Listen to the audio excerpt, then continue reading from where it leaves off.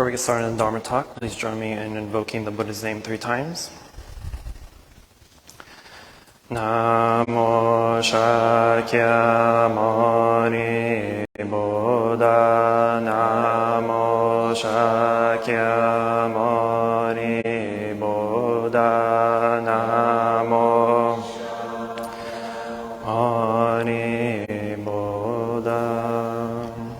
Dear Venerable Teacher, dear Sangha, good afternoon.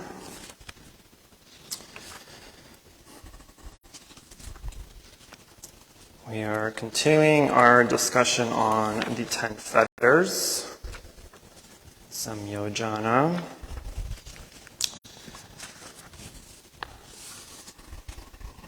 All right, so my last talk we only discussed the first fetter, self-view, or non-self, or self-identity, which makes sense since it's a very large topic in and of itself. And I only covered like a hair length of it, so don't expect any aha moments from these, because I'm just giving you the kind of summary version. So we did self-view, so I'm hoping I will get through 2 more. We'll see about that. It's a nice small group, so maybe that will give me more time to talk. But just to quickly summarize self-view, because I did forget to mention something last time. So self-view, or samyak ditti, samyak is self or identity, and ditti means view. So this is self-view. So in this first fetter, there's actually 2 aspects to this piece. There's the lesser aspect of self, which is the identity we give ourselves via the 5 aggregates, the 5 skandhas of form, feelings, perception, mental formations, and consciousness. The other piece of that is non-self, or natman, right? The kind of bigger picture, the finish line of our practice. Non-self, the atman part of this, is briefly liberated if we eradicate the first fetter, but it's not completely gone until final stage of arhat, the 10th fetter. So the first fetter of self-identity literally just means that we view ourselves as constant, as never changing, unchanging beings, right? Through the 5 aggregates of forms, perception, mental formations, feelings, and consciousness. So the correct way to view this, or to practice, to study this, is to evaluate ourselves through these 5 aggregates, and knowing that they are all impermanent. And because they are impermanent, as persons, as people are impermanent, that means that we are truly changing people, or beings, right? There is no change. There's no permanent self or soul that Buddhism would believe in. We don't have this belief in soul because a larger sense of most religions view the soul as this unchanging entity that we all possess, right? And so that if you die, your soul goes to heaven or goes to hell or does whatever it does, right? Like you are still that same person after you die, right? This concept is incorrect in Buddhism. Because if that was the case, if you were this unchanging being, this unchanging soul, that means if you were to be reborn in another human form, like you would be reborn as the exact same person, with the exact same features, with the exact same memories. But we don't, right? And so that should hopefully kind of give this fact of we are impermanent, we are unchanging. And so another part of this non-self is that there's been a million different versions of me, of Quang, of Leon, of Mira. There's a million versions of you, right? Since your earliest memories, we have all these different stories and experiences that we have for ourselves, right? And so that should prove to us that there is no such thing as a me, as an I, as a you, as an us, right? That is consistent across time. So that means that every single moment we have the opportunity to now create who you want to be in the future, or in the next million versions of yourself. So and that's the power of our spiritual practice, is the ability to know that change is an opportunity we can give ourselves, right? Sometimes we hold ourselves in this mindset that we are stuck, that we have obstacles in the way because this or that is going on in our life. And yes, this or that can go on in your life. Yes, you may have obstacles. But the problem is that most people live in those obstacles, right? They may go through trauma, and they use trauma as an excuse to avoid or evade any change that may be able to become in their life. Okay, I'm going to stop there. Again, big topic, so feel free to go and study on your own. But the second fetter, skeptical doubt, vicikiccha in Pali, is also one of the 5 hindrances. The 5 hindrances, as if you've been to our meditation classes, you know that we go over the 5 hindrances pretty not often, but pretty heavily. And so doubt is also an obstacle, not just an obstacle to our enlightenment, but it's also an obstacle to our meditation. But here, doubt isn't just your typical doubt, your normal doubt. This is skeptical doubt, right? So skeptical doubt needs to be differentiated from the inquiring doubt, right? Because you do want to ask questions. You do want to inquire about things. You do want to figure out and find the answers to your questions, right? The Buddha encouraged you to have investigative doubt, right? He's pretty famous for saying, don't believe everything I say just because I'm the Buddha. Believe it because you've experienced it yourself. You have the knowledge, you have the wisdom that what I told you works for you and has worked for you. And so if you know it works, you know it's beneficial, you know it's wholesome, and it brings wisdom to your compassion and generosity, then you know it's a good path. But if it doesn't, and does the exact opposite, then you know it's an unwholesome path. It's a negative path, so you can let it go.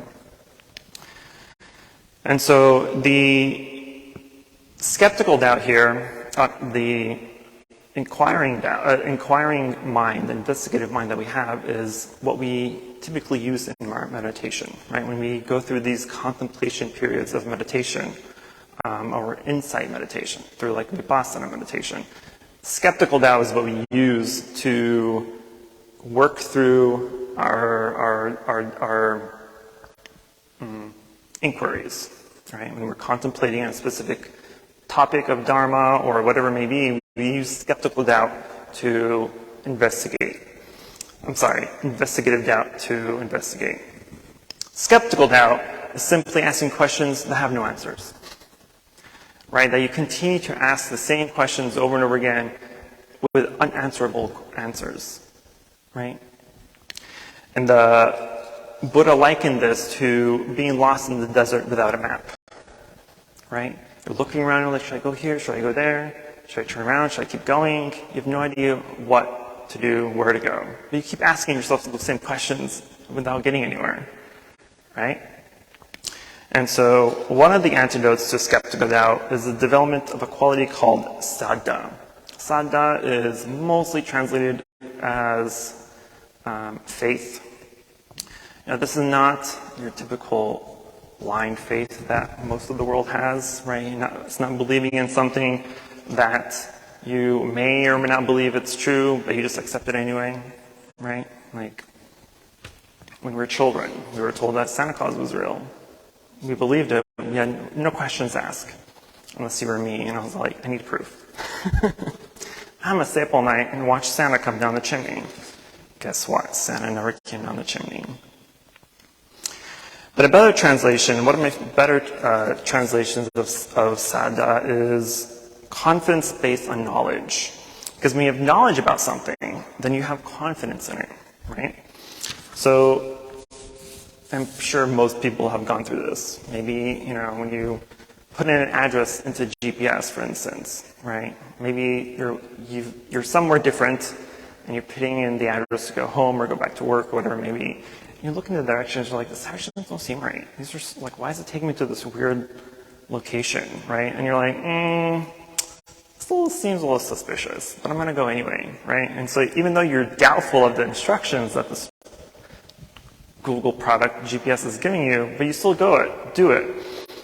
But once you go through the route and you start to notice and recognize things, you're like, okay, I feel a little bit more comfortable now. I think it's actually taking me where I'm supposed to go. And so when we feel doubt in our ability, for instance, right, this is where the mind just can't settle, because we're separating ourselves from the process in order to compare, to judge and assess, right? That's what happens when we're doubting, because we're like, do I go here, do I go there? And so instead of going or doing it, you're kind of sitting back and you're holding yourself back, and you're comparing, you're assessing, you're evaluating, you're analyzing all the options. But doing that most often holds us back from actually going through the journey. But if we do practice, right, and eventually after a while you'll be able to experience those changes in our practice. Because one of the aspects of skeptical doubt is doubt in our practice. Doubt in the three jewels, the Buddha, Dharma, and Sangha, and doubt in what we're doing, especially when we're meditating, or if you're new to meditation, right, haven't meditated for a long period of time yet, you may come through situations where you're questioning your ability to meditate. Am I doing this wrong? Am I doing this right? Is this the way I'm supposed to be doing it? Is this the correct way to sit? Is this the correct way to breathe? Am I supposed to concentrate on this or that, right? There's all these doubts that we have in our practice. If you doubt yourself too much and allow that doubt to take over, eventually you're going to discourage yourself from meditating. So you're like, this is clearly not working. I'm going to give up and go away, right? That's the last thing you need to do. Because in most things, especially meditation, change is not going to happen quickly. Change will not happen overnight. There's a lot of times where, when I'm sitting or having like one-on-one sessions with students and whatnot, they'll go through their experience of meditation or tell me what they're going through, what they had gone through, and there's a lot of ups and downs in our practice, and that's perfectly fine. But most people don't want those ups and downs. They want a constant up. They want a constant high for every single session that they have of meditation. It's not going to happen. But because people go up and down, right, one of the things that we unconsciously do is also try to create this set of criteria of what we believe is correct meditation or correct practice, right? So we're setting a bar for a specific experience. And almost every single one of my students, when I ask them about their practice, they always describe this blissful state that they've been in, right? That I don't know how to explain it, but a really good state of mind of meditation, right? And so they're using that as criteria of success. And so every time they meditate, they're trying to go and recapture that same moment of bliss. So that is their criteria of success. And if they don't reach it, that means their meditation was unsuccessful. I'm like, but that whole mindset of you trying to succeed to that point is what's making you unsuccessful. So don't think that. So I'm always discouraging people to just sit. Don't think. Don't worry. Don't try to create goals in meditation, because that is desire. It's one of the 5 hindrances. It's the first hindrance. So we want to let go of those desires.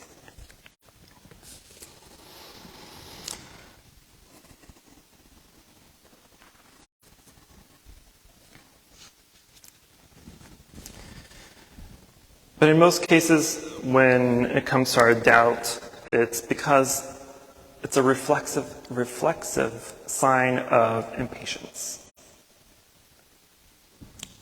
especially now when we live in a world where you can order something and have it delivered within like 30 minutes, right? Or next day shipping. Next day shipping isn't fast enough anymore, apparently, right?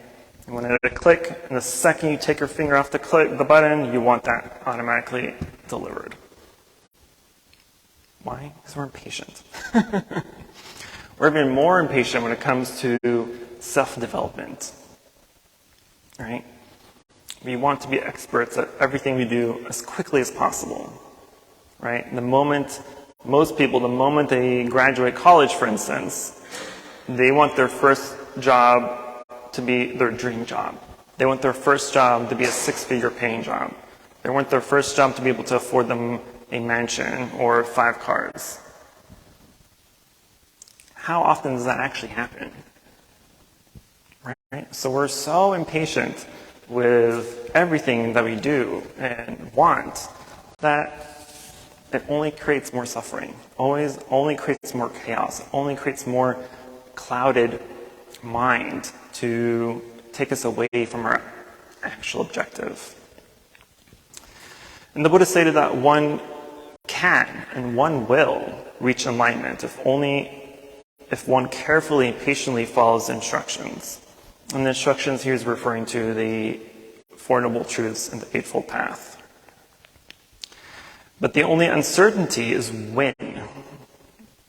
So experience also overcomes doubt about one's ability and also a doubt about whether this is the right path. But once you realize for yourself that the beautiful stages of the path, you discover that you are indeed capable of attaining the fruits of the path. This means that if you practice proactively, if you are proactively practicing the Eightfold Path, and you study it, and you go through the ups and downs, and you ride the waves of the spiritual journey, then eventually you'll have those fruits. Right? You have to think of your spiritual journey as if you're planting a fruit tree. Fruit trees are one of the longest trees that take time to bloom, to fruit. Sometimes it takes years. Sometimes it takes a whole decade, right? It's only when the correct conditions are active and ready that the fruit tree is like, okay, I'm ready to give children. Here's peaches. Here's some oranges. So just like a plant, we have to use our spiritual practice at the same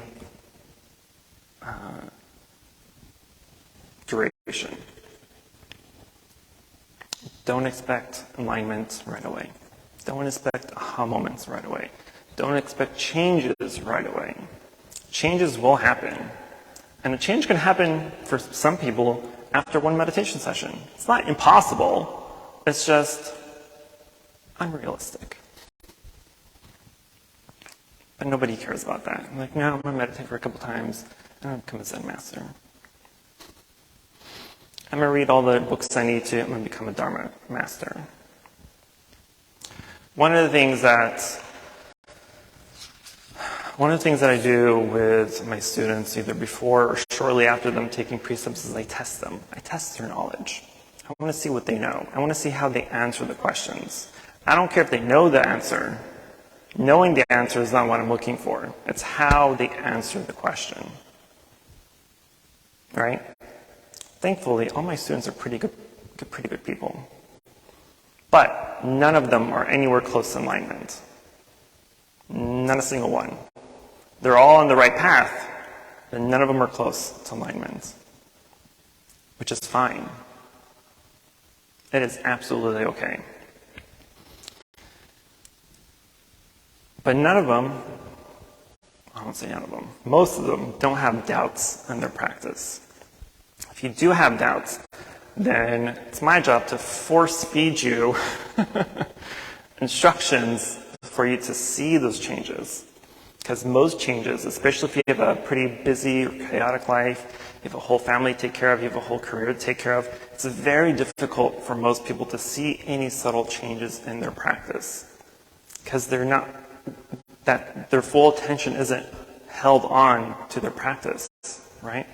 They only pay attention to the practice when they're sitting for meditation or when they're chanting or doing whatever it is. That's the only time their focus is 100% on the path. So you don't see changes. And so when people come to me and be like, oh, I've been meditating for this long and I don't really see changes, I'm like, you don't, but I do. I can see the changes. Because I can see your before and I can see your after. Because I've been with you during this whole process. You can't see it because you're too busy. I can see it. I am busy, but I'm not busy enough to not pay attention. But even you, even with the chaotic, busy life, you can see and pay attention to yourself. But you have to apply that attention, apply that awareness to your life. Okay, moving on. Okay. Third fetter is attachment to rites and rituals, silabata paramasa in Pali. And the attachment to rites and rituals here refers to the attachment to just the mere rites and rituals that people believe are a means to liberation or to enlightenment. Right? During the Buddhist time, for instance, their biggest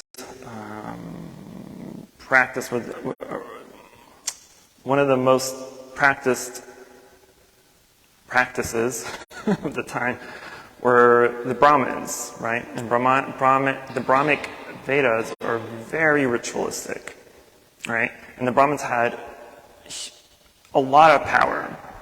Anything that the society or the village or the city needed, the Brahmins had to be involved. You wanted new crops, the Brahmins had to create a ritual, do a ritual, and make a sacrifice. You wanted to get married, you needed to do a ritual, have a sacrifice. You wanted a new home, new job, etc., whatever it is, the Brahmins were there to do a ritual, right? And do these rites. And if they did it correctly, then the gods would bless them with full crops, or rains, or a fruitful marriage, and etc., right? And if it didn't happen, or didn't work, then the Brahmins must have did something wrong. But the thing to remember here is that is at the gross level of rites and rituals, the attachment to rites and rituals. But it's also the subtle things that we do. For instance, our Sunday service now has a lot of rituals to it. Right? We walked in, we bowed, we rang bells, we light some incense. But these aren't the specific rites and rituals that the Buddha is referring to. The Buddha is referring to rites and rituals that people do believing that the act itself, that the ritual act itself will gain them liberation or enlightenment. Right? That by simply just doing the rituals on their own is enough to attain enlightenment. And that is incorrect. And the Buddha had said that clinging to vain rites and rituals, believing that they will bring one's liberation, has also been described as one of the 4 types of clinging in dependent origination that leads to suffering and is repeated existence in the cycle of birth and death. These 4 types of clinging are clinging to pleasurable sensual experiences, clinging to wrong views, clinging to rules and rituals, believing that they will bring one's liberation, and clinging to the belief of a self. But even the practice of precepts can be clinging to rites and rituals as well. Because these precepts of morality, the 5 precepts that we take, or any of the higher precepts that you take, are really just a means to an end rather than an end of itself. Because the precepts, even though they're technically rites, right? And there's rituals in the precepts. But if you believe that by just following the precepts, is enough for you to become enlightened, then that's incorrect. It's wrong view. Every ritual, every rite, all the precepts that we do, that we have, that we obtain, that we hold, that we vow to, are simply tools that will help you see the correct path, help you see reality as it is. All right? They're not there to liberate you, but they're there to help you focus your mind in order to attain liberation.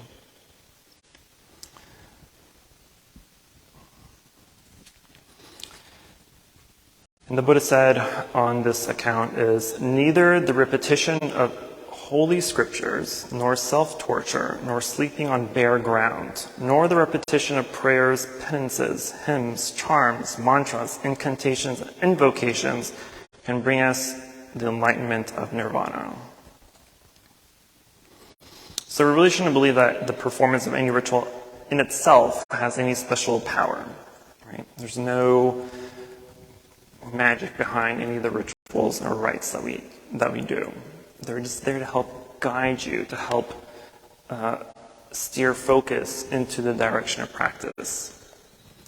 All the Dharma, the Eightfold Path, the Four Noble Truths, 12 Dependent Originations, even your meditation, all these are simply just tools in the toolbox of the Dharma toolbox of your practice, right? You build a house, you use the tools, and once the house is built, you no longer need the tools, unless you want to do some maintenance. But usually, you're done with the tools, right? You put them away, you set them aside, you're done with them. Likewise, even the Dharma itself can be clinging to rites and rituals. Because the Buddha even told you, once you've attained enlightenment, you no longer need the Dharma. The Dharma was just there to help elevate and expand and help you focus on the path.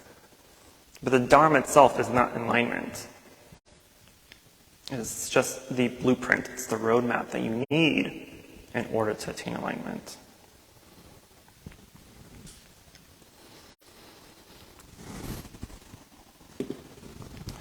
But what the Buddha was really trying to explain to his disciples at the time was to try to get away from superstition and away from empty belief, from false belief, from blind faith, right? And the belief that, or the idea that some practices will be of use and help us toward our liberation, toward our enlightenment. And it's not the case. Okay, I'll stop talking. But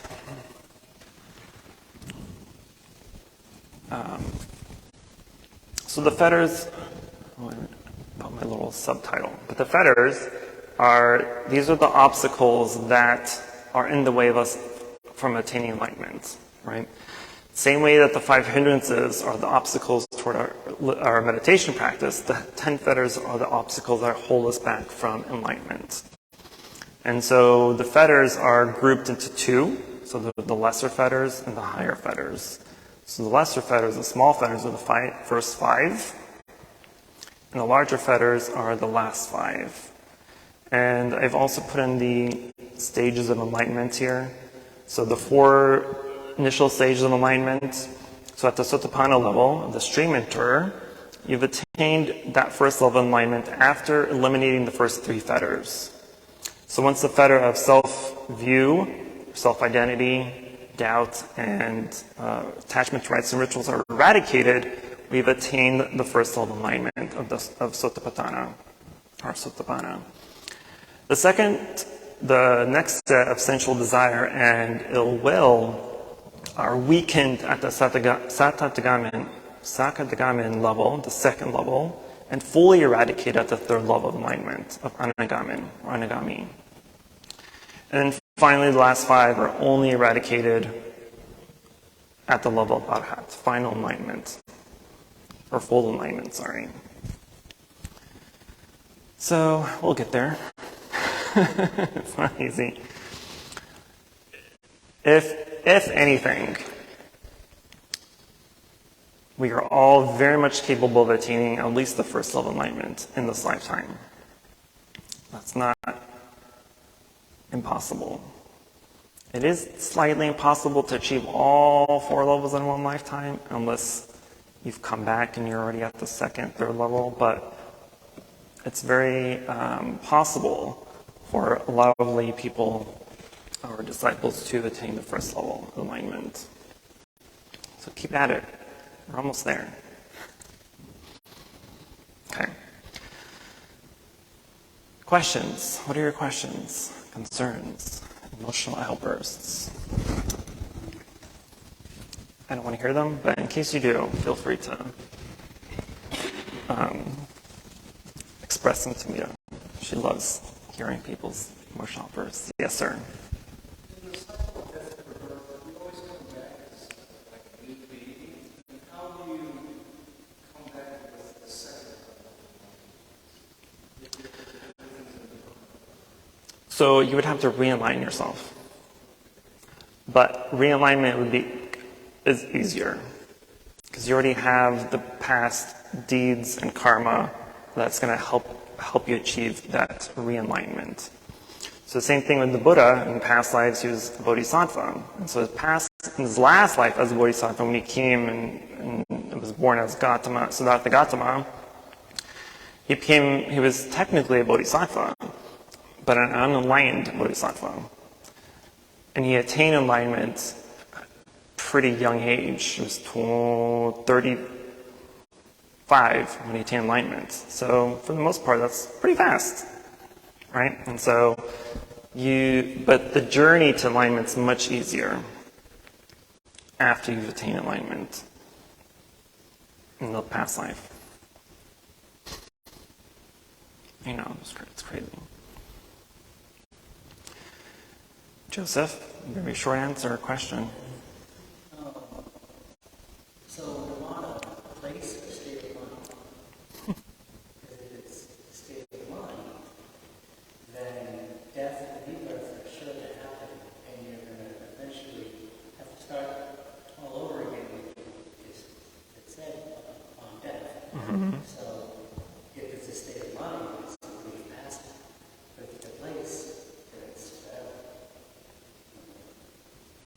Or in a way, it's like a unification.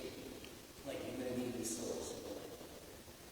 Because if it's a state of mind, it's just brief. Like you're going to die, and you're going to come back, and you have building blocks. You start over, but ultimately you're going to be back.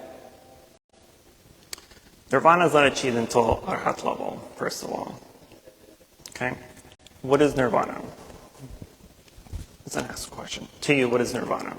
A state of knowing. State of knowing? State of knowing. Knowing what? Existence, emptiness, and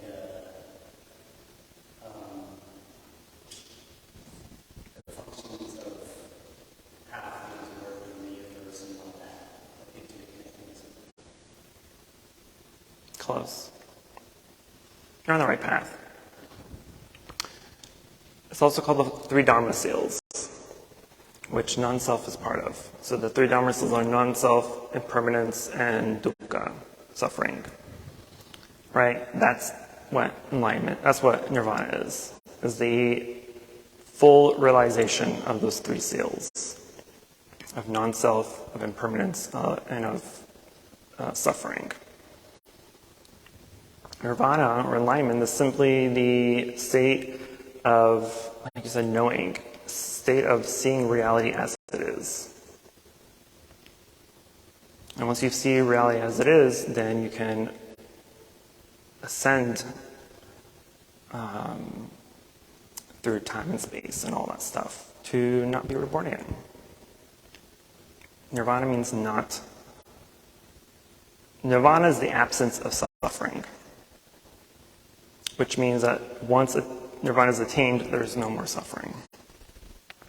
That's why it's also called paranirvana, final nirvana, final birth. So whenever you see the sleeping Buddha statues anywhere, that is the indication of parinirvana, final nirvana, last nirvana. There's no more birth after this. That is our goal, is parinirvana. Unless you want to come back as a bodhisattva, which technically in the Mahayana tradition as we are in, we attain enlightenment at the bodhisattva level to be reborn in order to help all sentient beings until they attain enlightenment. And then we're like, okay, we're done. My job is done. I will now enter nirvana. Any other questions? You have 1 minute.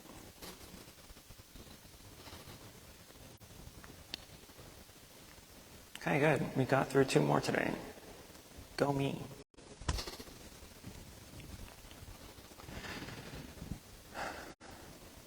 The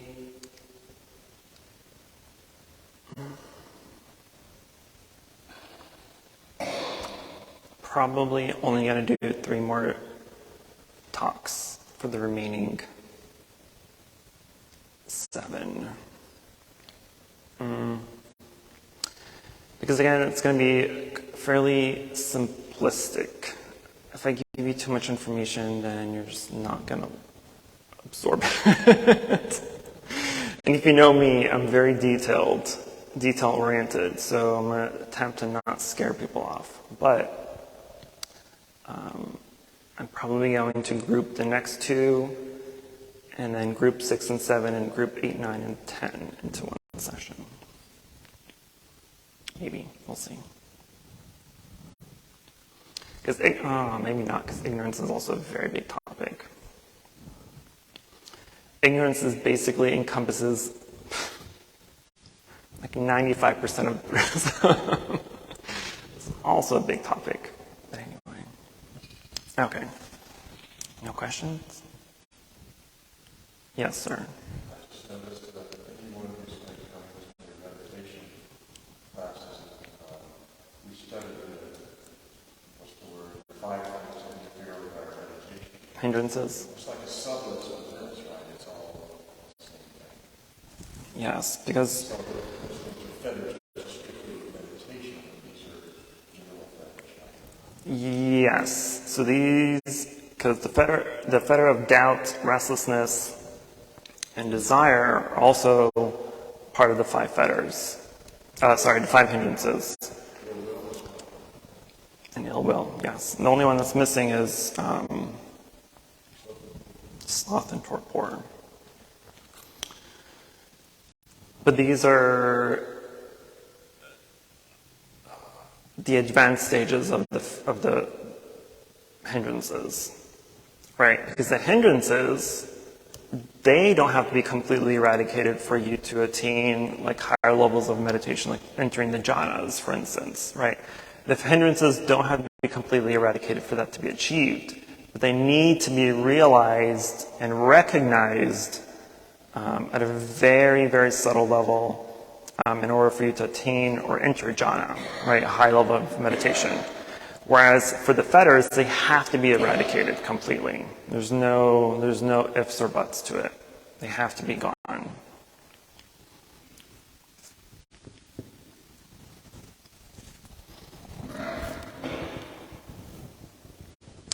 If there's no questions, then we will transfer the merit and go to chanting. Namo Shakyamuni Buddha, Namo Shakyamuni Buddha, Namo Shakyamuni Buddha. For any positive karmic action we've accumulated here today, we wish to transfer the merit to all sentient beings and wish them full enlightenment.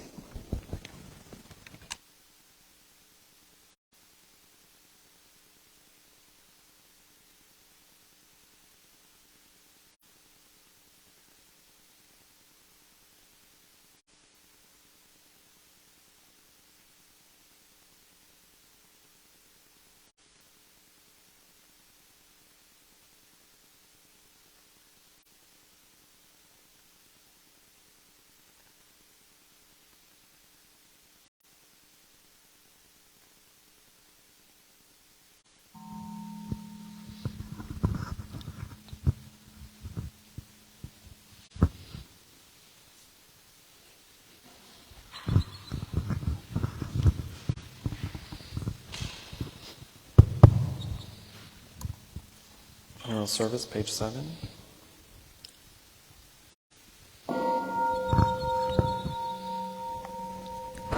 Inviting the bell. Bodhi speech and mind in perfect oneness, I send my heart along with the bell. May the hearers awaken from forgetful and transcend all anxiety and sorrow. Listen, listen, this wonderful brings me back to my true home. Incense offering. In gratitude we offer this incense to all Buddhas and Bodhisattvas throughout space, and may it be fragrant as earth herself, reflecting our careful effort, our wholehearted mindfulness, and the fruit of understanding slowly right. May we and all beings be companions of Bodhisattvas. May we awaken from forgetfulness and realize our true home. Opening verse.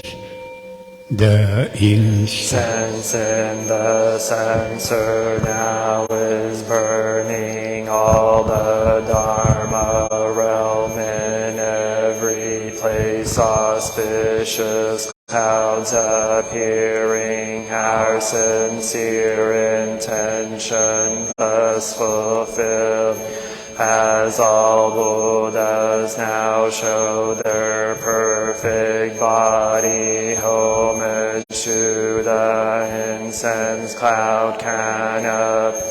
Bodhisattva and great Bodhisattvas. Verses for bowing, we bow together. Homage to the newly abiding Buddhas, the supreme Dharma and sagely sung throughout the Dharma realm and the realm of empties and 3 periods of time.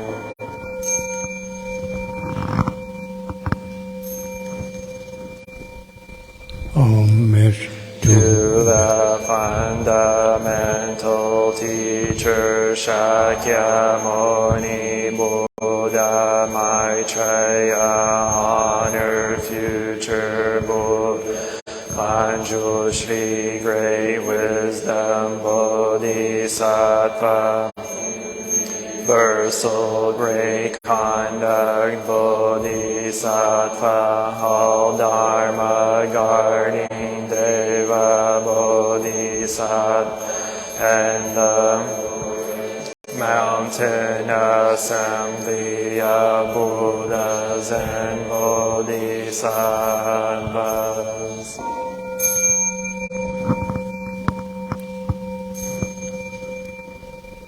Homage to Amitabha Buddha, of ultimate bliss, Avalokiteshvara, great compassion Bodhisattva, great strength Bodhisattva, earth stored great vow Bodhisattva, assembly of great pure sea-like Bodhisattva.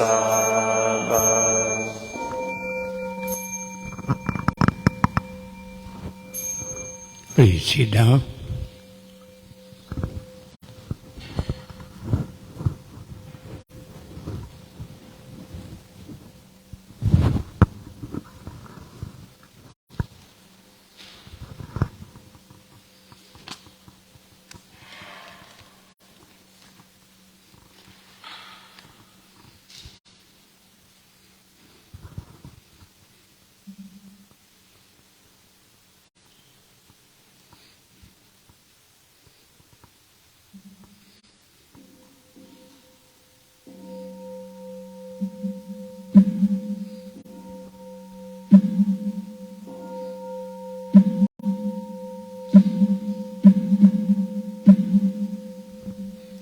The great compassion mantra.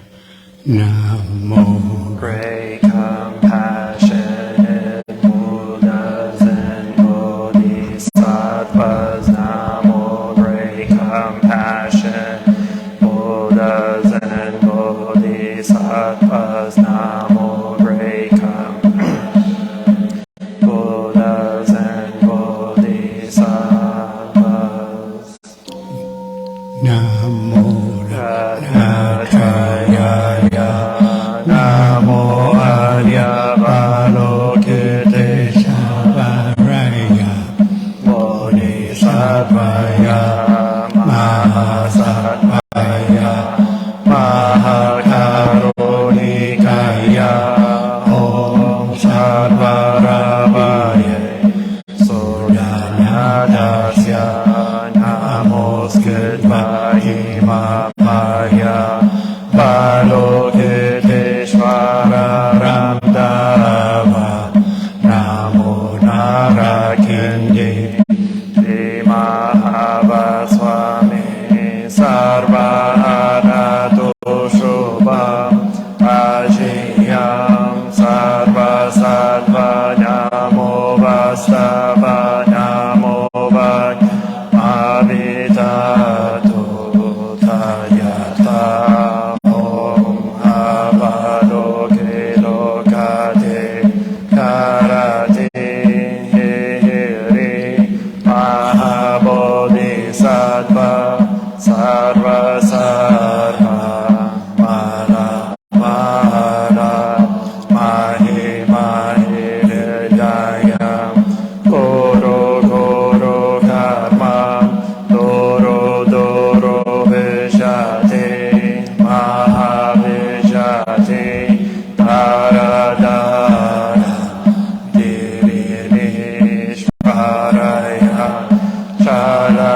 Chala Mama Vimala Muktalahiyahi Shina Shina Asham Prashari Visha Vishvam Prashaya Holo Holo Mara Holo Holo He Sara Sara Siri Siri Soro Soro Bodhiya Bodhiya Bodhaya Bodhaya Maitreya Nada Kendi Krishanina Mayamana Swaha Siddhaya Swaha Mahasiddhaya Swaha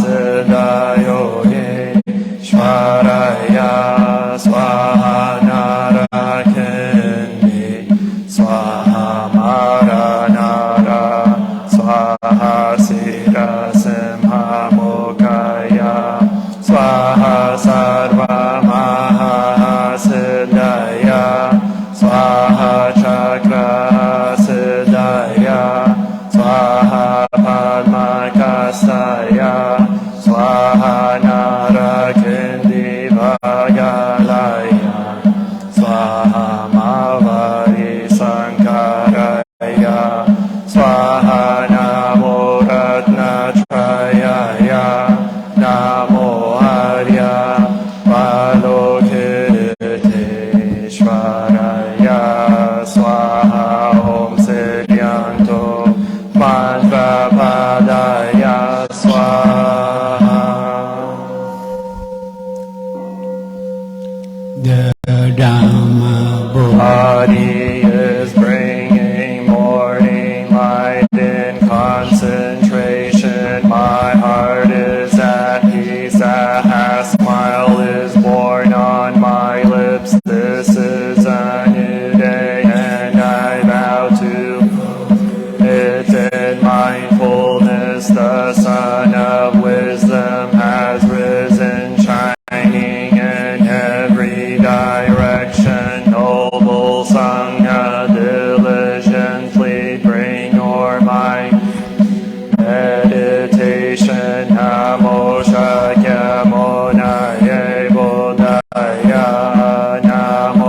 Shakyamuni Buddhaya.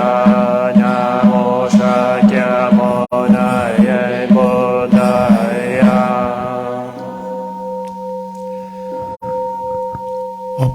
Verse opening a sutra. The unsurpassed, profound, and wonderful Dharma is difficult to encounter in hundreds of millions of eons. I see and hear it, receive and uphold it, and I vow to fathom the Tathagata's true meaning. Namo Shakyamuni Buddha. Namo Shakyamuni Buddha. Namo Shakyamuni Buddha. Touching the earth, the one bows and the one who is bowed to are both by nature empty. Therefore the communication between them is inexpressibly pure. Our practice center is the net of Indra, reflecting all Buddhas everywhere, as my own purse reflects in all Buddhas, to whom with my whole life I go for refuge. Offering light in the 10 directions, the Buddha, the Dharma, and the Sangha, to whom we bow in gratitude. Teaching, living the way of awareness in the very midst of suffering and confusion. Shakyamuni Buddha, the awakened one, to whom we bow in gratitude. cutting through ignorance, awakening our hearts and our minds. Manjushri, the Bodhisattva of great understanding, to whom we bow in gratitude. working Mindfully working joyfully for the sake of all beings. Samantabad, the Bodhisattva of great action, to whom we bow in gratitude. responding To suffering, serving beings. Avalokiteshvara, the Bodhisattva of great compassion, to bow in gratitude. seed of Awakening and loving kindness in children, sprouts, and all beings. Maitreya, the Buddha, to be born, to whom we bow in gratitude. showing Way fearlessly and compassionately, the stream of all our ancestral teachers, to whom we bow in gratitude. the Dharma Is deep and lovely. We now have a chance to see it and practice it. We vow to realize its true meaning.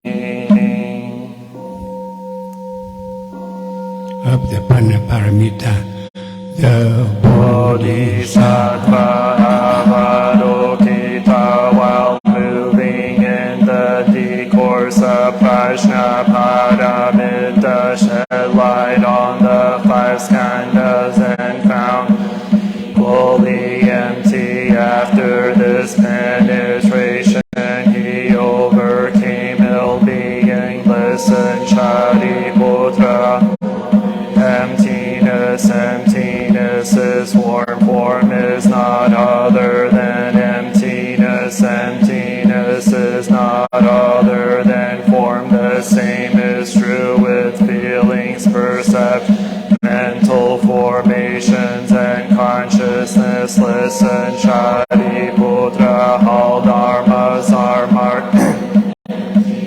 They are neither produced nor destroyed, neither defiled nor immaculate, neither increasing nor decreasing. Therefore, emptiness there is neither form nor feelings, no perception nor mental formations, nor conscious, no eye or ear or nose or tongue or body or mind, no form, no sound, no smell, no taste, no touch, no object of mind, no realms of element, no interdependent origins, and no extinction of, no ill-being, no cause of ill-being, and no path, no understanding, no attainment, because there is no attainment.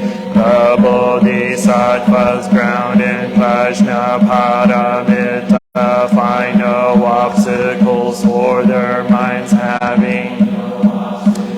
They overcome fear, liberating themselves forever from illusion and realizing perfect nirvana. All Buddhas in the past, present, and future arrive at Anuttara Samyak Sambodhi. Therefore one should.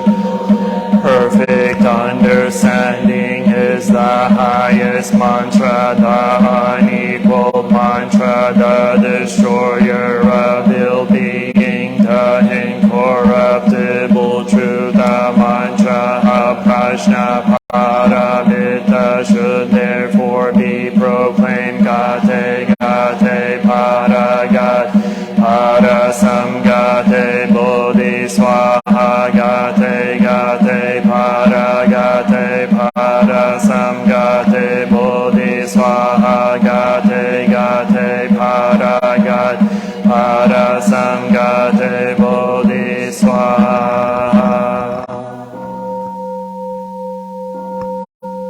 Invoking the Bodhisattva's name, we invoke your name, Avalokiteshvara. We aspire to learn your way of listening, to help relieve the suffering in the world. You know how to listen in order to understand. We invoke your name in order to practice listening with all our attention and open-heartedness. We will sit and listen without any prejudice. We will sit, listen without or reacting. We will sit and listen in order to understand. We will sit and listen so attentively that we will be able to hear what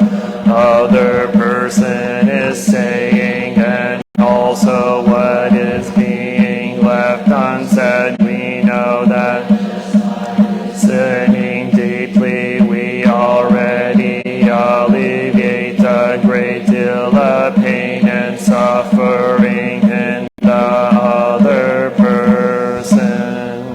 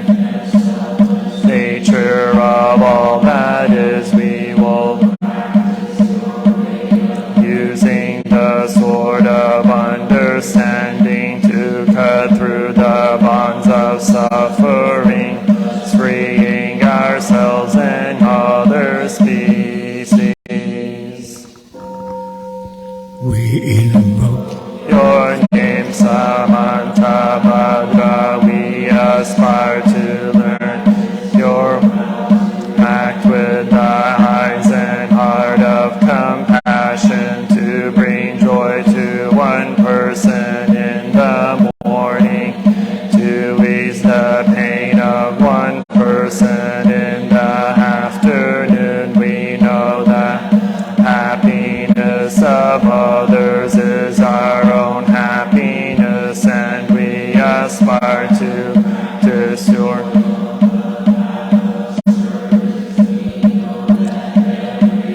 every look, every action, and every smile can bring happiness to others. Wholeheartedly, we ourselves may become an inexhaustible source of peace and joy for our loved ones and for all species.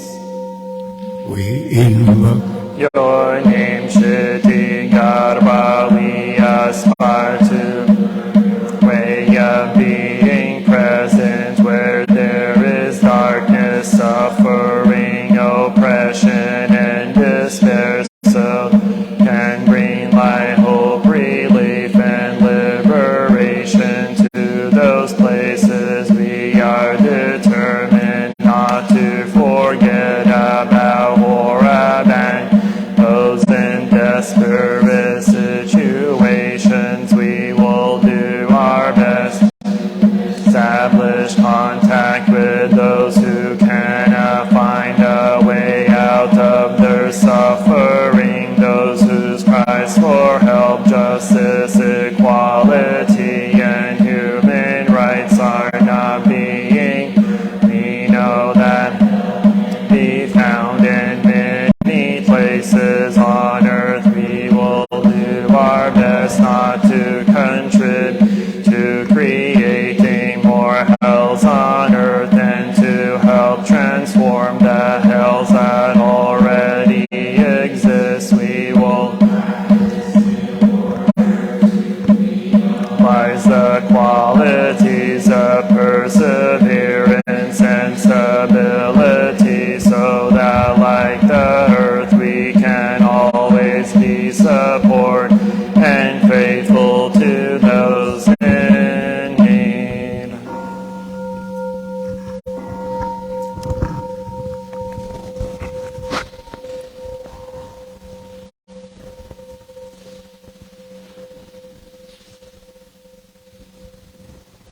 the three of you. We bow together. I take Refuge in the Buddha, the one who shows me the way in this. I take refuge in the Dharma, the way of understanding and of. I take refuge in the Sangha, the community, that harmony and awareness.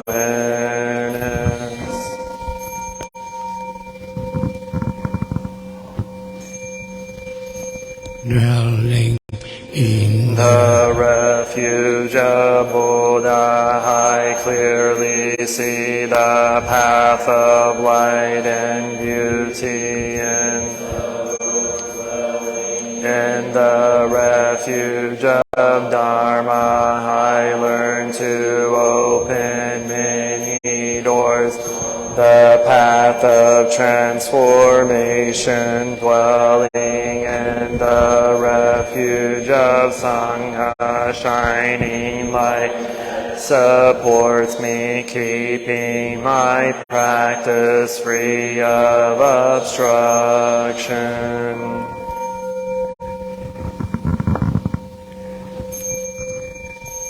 taking Refuge in the Buddha, in myself I aspire to help all people recognize their own awakened nature, realize the mind of love, taking refuge in the Dharma. In myself I aspire to help all people fully master the ways of practice and walk together on the path of liberation, taking refuge in the Sangha. In myself I aspire to help all people, fold communities to embrace all beings and support their transformation.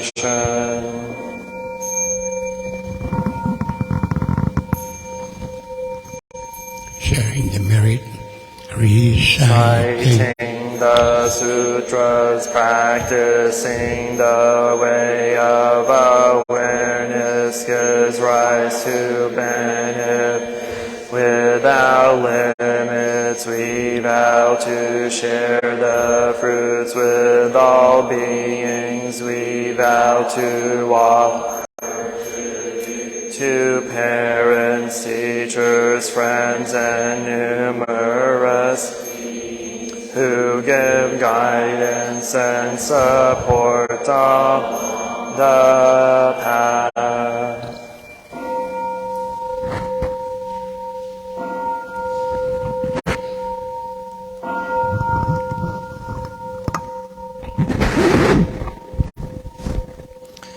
Namo Shakya Muni Buddha. Also a quick friendly reminder that on Saturday we have our half-day meditation retreat from 9 a.m. to 4 p.m. So I hope everyone will be able to join us for that intensive day of meditation. And then I don't typically announce it very often, but every Monday, Wednesday, and Friday evening at 6:30 p.m. we do have evening chanting and meditation as well. It's usually about an hour and 15 minutes-ish, something like that. So you're welcome to join us for that as well. Thank you. Namo Shakya Muni Buddha.